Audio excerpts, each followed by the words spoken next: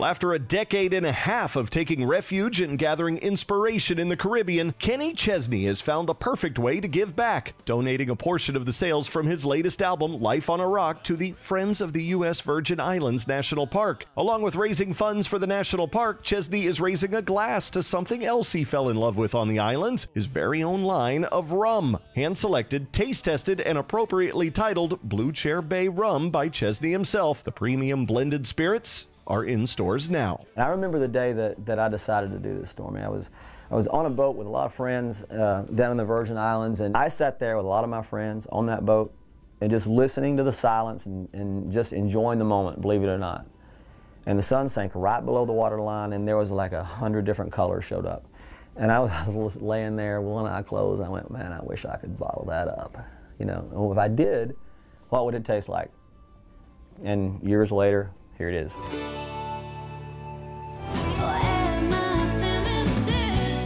Jewel is back to host America's largest country music talent show, the Texaco Country Music Showdown. Designed to find the most promising country music talent in the nation, each year contestants from all over the country compete at local and regional levels for a chance to make it to the national televised final, where one lucky hopeful will win $100,000 and the title, Best New Act in Country Music. Catch this year's big finale airing right here on GAC Saturday, May 18th at 8 p.m. Eastern. Broke down at the bottom, not knowing where to start. Forest high on that mountain, sung your way on earth is done. Family, friends, and longtime fans gathered at the Grand Ole Opry House in Nashville last week to pay their final respects to country music icon George Jones. Me and Jesus got our own thing going. I was living in a condo, a small condo in Brentwood, and got my first horse, which is so stupid. And George said, well, son, just keep him out here at the farm. Some of the greatest memories of my life are going out there and working with that horse and seeing the golden voice in a golf cart come driving up and just want to talk. I was thinking the other day about a song that he had out called Who's Gonna Fill Their Shoes? And that's never more poignant than right now. I don't believe the business will ever find anybody like him. His talent was huge, but as a person, he was so much more. A man who had his demons and who conquered them for a while, and then they'd sneak up on him again. He persevered. He kept going.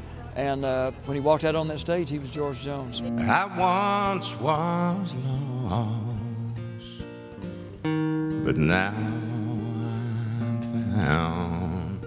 He did so much for everyone he knew. He was that special friend, you know. I think he kind of set a mark for a lot of people to grow to. We've lost some major icons in our industry here and there, and I don't recall the amount of publicity and the amount of concern and care that George has garnered, and he just goes to show you how many people he touched over the years. We cut our teeth on George Jones' music, so he was a constant childhood memory, and we're just paying our respects, and we're awful glad to be here. His music in general has been with us, like the good times, the bad, you know.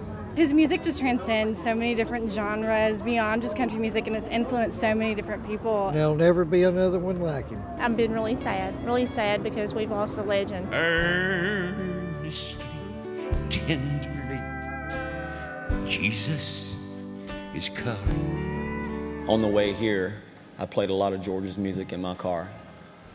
And I played Who's Gonna Chop My Baby's Kindling When I'm Gone. And George is gone, and I think I speak for a lot of us, but if you need help chopping kindling, I'll be there. And I love you very much. All right. George Jones died April 26th. He was 81. He stopped loving her today.